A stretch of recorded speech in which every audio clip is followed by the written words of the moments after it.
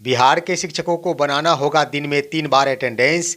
शिक्षकों के साथ खड़ा हुआ बिहार शिक्षक एकता मंच और नियोजित शिक्षकों को मिले 9300 से 34,800 का वेतनमान। खबर देखने वाले तमाम दर्शक बंधुओं को एस के चौधरी का प्यार भरा नमस्कार और आदाब। दोस्तों, मैंने पिछले कई वीडियो में बताया है कि तमाम शिक्षकों के ऊपर बिहार सरकार की कहीं से भी मेहरबानी नहीं है। मैंने ये भी बातें कह दी है कि एसीएस भले ही शिक्षकों की बड़ाई कर रहे हो, भले ही उनके द्वारा ये बातें कही जा रही हो कि शिक्षक खुश नहीं होंगे तो आखिर पठन पाठन का कार्य सफलतापूर्वक कैसे संपन्न हो सकता है, लेकिन बिहार सरकार और शिक्षा विभाग की मंशा बिहार के तमाम कोटि के शिक्षकों के ऊपर सही नहीं है। इसके लिए मैंने एक वीडियो भी चलाया था कि सेवा निरंतरता का रास्ता खुलते ही शिक्षकों पर नकेल कसना हुआ शुरू। वहीं दोस्तों, दूसरे वीडियो में मैंने ये भी बताया था कि शिक्षकों के ऊपर मेहरबानी माननीय मुख्यमंत्री और शिक्षा मंत्री के साथ साथ एसीएस की कहीं से भी नहीं है। शिक्षकों के ऊपर नकेल कसने की कवायद जारी है, क्योंकि बिहार के शिक्षकों ने अपना दबाव बनाते हुए सरकार से ट्रांसफर एवं पोस्टिंग नीति को वापस करवा लिया था, जिसके कारण पूरे गुस्से में है बिहार सरकार और शिक्षा विभाग। और यह गुस्सा एक बार फिर से सामने उभर कर आ रही है, जिसके अंतर्गत ये खबर आ गई है कि अब शिक्षकों को एक दिन में 3 बार अटेंडेंस बनाना होगा। दोस्तों, इतना ही नहीं, शिक्षकों पर और भी कई प्रकार के नकेल कसे जाएंगे। और इसे देखते हुए एक बार फिर से बिहार शिक्षक एकता मंच बिहार के तमाम कोटियों के शिक्षकों के साथ खड़ा हो गया है, जिन्होंने कई मांगे भी बिहार सरकार से कर डाली है। इससे पहले कि इन तमाम बिंदुओं के ऊपर हम विस्तार पूर्वक चर्चा करें, अगर आपने अभी तक हमारे इस चैनल सुसत्य वचन को सब्सक्राइब नहीं किए हैं तो कृपया अभी सब्सक्राइब कर लेंगे। दोस्तों, बीते कल ही बिहार शिक्षा विभाग द्वारा एक समीक्षात्मक बैठक का आयोजन किया गया था, जिसमें बिहार की शिक्षा व्यवस्था पर चर्चा की गई थी। और खबर ये आ रही है कि उस समीक्षात्मक बैठक में एसीएस डॉक्टर एस सिद्धार्थ द्वारा एक अहम फैसला लिया गया है, जिस फैसले के अंतर्गत बिहार के तमाम कोटियों के शिक्षकों को एक दिन में 3 बार अटेंडेंस बनाना पड़ेगा। जैसे कि अभी सिर्फ एक बार ही अटेंडेंस बनाना पड़ रहा है, उसी प्रकार एक दिन में ऐसे 3 अटेंडेंस बनाना होगा शिक्षकों को, और तीनों बार शिक्षकों को हर हाल में सफलतापूर्वक ऐप के माध्यम से यह अटेंडेंस सुनिश्चित करना होगा। और ये अटेंडेंस बनाने की प्रक्रिया संभावना ये जताई जा रही है कि 1 दिसंबर 2024 से ही लागू कर दिया जाएगा। जैसा कि आप सभी को मालूम होगा कि बिहार सरकार और शिक्षा विभाग द्वारा 1 दिसंबर से ही विद्यालयों का संचालन 9:30 पूर्वाह्न से लेकर 4 बजे अपराह्न तक निर्धारित कर दिया गया है। ऐसे में जहां शिक्षकों की ओर से खुशियां मनाई जा रही थी और सरकार की वाहवाही कही जा रही थी, अब शिक्षा विभाग शिक्षकों के ऊपर नकेल कसना शुरू कर दिया है। दोस्तों, मेरा मानना है कि ऐसी बात नहीं कि शिक्षा विभाग द्वारा एक दिन में 3 बार अटेंडेंस नहीं बनवाया जाए, लेकिन मेरा कहना ये अवश्य है कि आखिर एक दिन में 3 बार अटेंडेंस बनाना क्यों आवश्यक है। विद्यालयों का निरीक्षण करने के लिए प्रखंड शिक्षा पदाधिकारी से लेकर बड़े बड़े पदाधिकारी को लगा दिया गया है, और यह प्रतिदिन रिपोर्ट भी जा रहा है कि शिक्षक ससमय विद्यालय में उपस्थित हैं और विद्यालय में उपस्थित भी रहते हैं। तो आखिर ऐप के माध्यम से 3 बार अटेंडेंस बनाने की आवश्यकता क्या है? इसका मतलब ये होता है दोस्तों कि शिक्षकों को प्रताड़ित किया जा रहा है। आम जनता ये बातें जान जाएगी कि निश्चित रूप से शिक्षकों द्वारा कोई न कोई गलत कार्य किया जा रहा है, विद्यालय में उपस्थिति नहीं दर्ज की जा रही है, जिसके कारण शिक्षा विभाग और बिहार सरकार द्वारा शिक्षकों पर दिन प्रतिदिन नकेल कसा जा रहा है। अब सवाल उठता है कि कर्मी सिर्फ शिक्षक ही नहीं है, ऐसे लाखों कर्मी है जो बिहार के विभिन्न विभागों में कार्यरत है। सामान्य प्रशासन विभाग की ही बातें कर ली जाए तो आखिर सामान्य प्रशासन विभाग अपने ही कर्मियों के ऊपर यह नीति क्यों नहीं लागू करती है? किसी भी प्रखंड स्तर के कर्मचारी को ले लिया जाए या फिर जिला स्तर के कर्मचारी को ले लिया जाए, आखिर उनके कार्यालय में 3 बार अटेंडेंस बनाने की सुविधा क्यों नहीं लगाई जाती है? इसका मतलब ये है कि शिक्षकों के साथ बदले की भावना से खेल किया जा रहा है, क्योंकि शिक्षकों ने ट्रांसफ़र एवं पोस्टिंग के मामले पर गंभीरता दिखाते हुए और अपनी जज्बातें दिखाते हुए सरकार को इस नीति पर झुकने को मजबूर कर दिया था। सरकार इसी का गुस्सा बिहार के शिक्षकों पर निकाल रही है और आगे भी कई प्रकार से निकालती जाएगी। दोस्तों, लेकिन अब शिक्षकों को सजग रहना होगा, क्योंकि शिक्षा विभाग द्वारा शिक्षकों के ऊपर नकेल कसना शुरू कर दिया गया है। तो हर हाल में अब शिक्षकों को अधिकार भी मिलना चाहिए।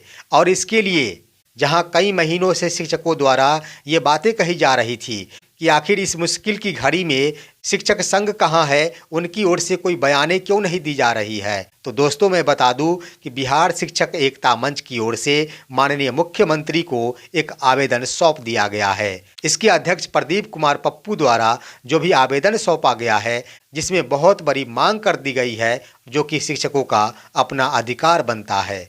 आइए उनके बारे में हम जानते हैं कि आखिर क्या क्या मांग की गई है। दोस्तों, बिहार शिक्षक एकता मंच के द्वारा बिहार सरकार से ये मांग की गई है कि भले ही माननीय मुख्यमंत्री और शिक्षा मंत्री के साथ साथ एसीएस द्वारा बिहार के सक्षमता उत्तीर्ण शिक्षकों को राजकर्मी का दर्जा देने की बात कही जाती है, लेकिन राजकर्मी यूं ही नहीं दिया जाए। शिक्षकों को 9300 से लेकर 34,800 वाला वेतनमान दिया जाना चाहिए। उसके बाद राजकर्मी का दर्जा प्रदान किया जाना चाहिए, क्योंकि ये वेतनमान अगर नहीं दिया जाता है तो नाम का राजकर्मी घोषित किया जाएगा और शिक्षकों में दूरी बने ही रहेगी। क्योंकि एक तरफ जहां नियमित कोटि के शिक्षक राज्यकर्मी है, तो अगर सरकार नियोजित शिक्षकों को भी वही राजकर्मी बनाना चाहती है तो हर हाल में इन्हें 9300 से लेकर 34,800 वाला वेतनमान मिलना चाहिए। क्योंकि शिक्षकों ने कोई 10 वर्ष तो कोई 15 वर्ष तो कोई 20-20 वर्षों की सेवा पूर्ण कर ली है। इनके पास एक बहुत बड़ा अनुभव है। इसके आधार पर निश्चित रूप से पुराने संवर्ग के शिक्षकों के भांति इनका भी वेतनमान तय किया जाना चाहिए और उसके बाद उन्हें राजकर्मी का दर्जा प्रदान किया जाना चाहिए। वहीं दोस्तों, बिहार शिक्षक एकता मंच की ओर से ये भी मांग की गई है, जिन बेसिक ग्रेड के शिक्षकों की सेवा 12 वर्ष पूर्ण हो चुकी है, उन्हें वित्तीय उन्नयन का लाभ हर हाल में मिलना चाहिए। साथ ही साथ अगली मांग इस रूप में की गई है कि वैसे बेसिक ग्रेड के शिक्षक जो स्नातक योग्यताधारी है और उन्होंने 8 वर्षों की सेवा पूर्ण कर ली है, तो ऐसे शिक्षकों को स्नातक ग्रेड में प्रोन्नति दिया जाना चाहिए। वहीं दोस्तों, अगले मांग के रूप में बिहार शिक्षक एकता मंच के द्वारा ये भी बातें कही गई है कि स्नातक योग्यताधारी शिक्षक जिन्होंने 5 वर्षों की सेवा पूर्ण कर ली है, ऐसे शिक्षकों को प्रधानाध्यापक पद पर प्रोन्नति दिया जाना चाहिए। अगली मांग के रूप में ये बातें कही गई है कि नियमावली के आलोक में स्थानांतरण की यह प्रक्रिया पूर्ण किया जाए। क्योंकि दोस्तों, स्थानांतरण के लिए आवेदन तो मांग लिए गए हैं, परंतु नई स्थानांतरण नीति क्या होगी, इसके लिए अभी तक नियमावली का निर्माण नहीं हो सका है। इसलिए अविलंब ही आवेदन से पूर्व नियमावली का गठन होना चाहिए और नियमावली को प्रकाशित भी किया जाना चाहिए।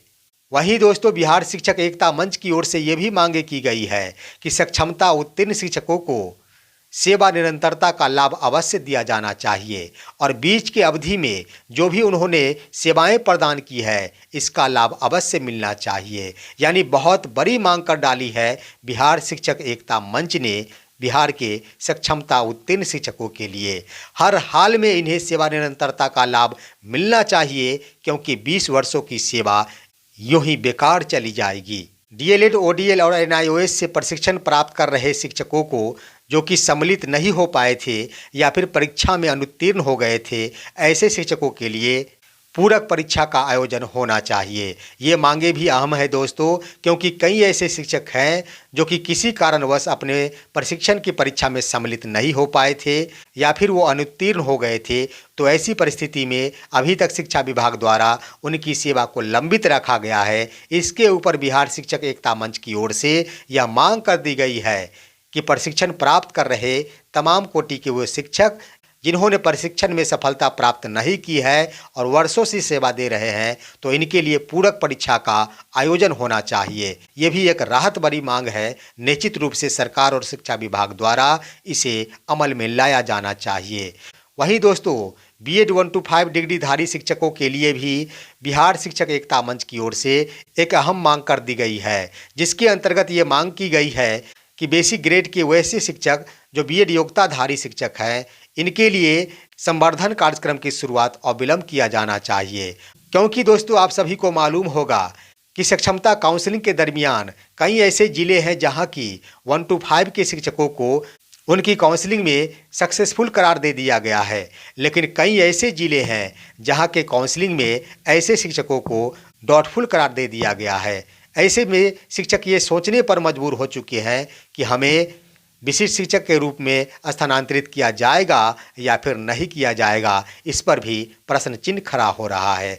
तो ऐसे में बिहार शिक्षक एकता मंच की ओर से ये मांगे रखी गई है जो कि काफ़ी अहम है और ख़ास तौर पर बीएड योग्यताधारी 1 to 5 के शिक्षकों के लिए राहत भरी मांग कही जा सकती है।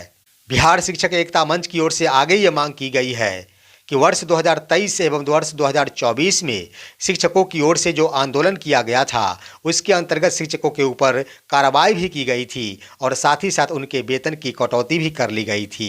तो ऐसी परिस्थिति में अब जब शिक्षक शांत होकर पठन पाठन के कार्य में सम्मिलित है तो निश्चित रूप से शिक्षा विभाग और बिहार सरकार को इन बिंदुओं पर विचार करते हुए शिक्षकों पर की जाने वाली कार्रवाई को समाप्त कर देना चाहिए और काटे गए वेतन को शिक्षकों के खाते में अवश्य दिया जाना चाहिए।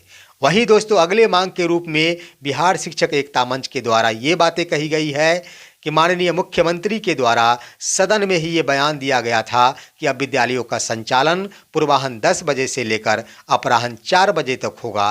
तो हर हाल में माननीय मुख्यमंत्री के उस बयान को हूबहू लागू किया जाना चाहिए, क्योंकि लोकतंत्र का मुखिया होते हैं माननीय मुख्यमंत्री। ऐसे में उनकी बातों की अवहेलना की जाती है तो निश्चित रूप से लोकतंत्र का अवहेलना माना जाएगा। तो इन तमाम बिंदुओं के आधार पर बिहार शिक्षक एकता मंच ने तमाम कोटि के शिक्षकों के ऊपर बहुत बड़ी मांग कर डाली है बिहार के मुख्यमंत्री श्री नीतीश कुमार से। इसके लिए एक पत्र भी भेज दिया गया है। देखना होगा कि आखिर इस मांग के माध्यम से बिहार सरकार कितना दबाव में आ पाती है। यह तो निश्चित है कि शिक्षक अब संघर्ष करने को व्याकुल है, क्योंकि शिक्षकों के ऊपर इतना ज़्यादा प्रहार किया जा रहा है, इतना ज़्यादा प्रताड़ित किया जा रहा है कि शिक्षक अब उसे सहन करने में असक्षम हो रहे हैं। फिलहाल आज की खबर बस इतना ही। आप सभी हमारे इस वीडियो को लाइक करते हुए तमाम दोस्तों के पास शेयर कीजिए और अब दीजिए अपने ही दोस्त एस के चौधरी को इजाज़त। जय हिंद, जय भारत।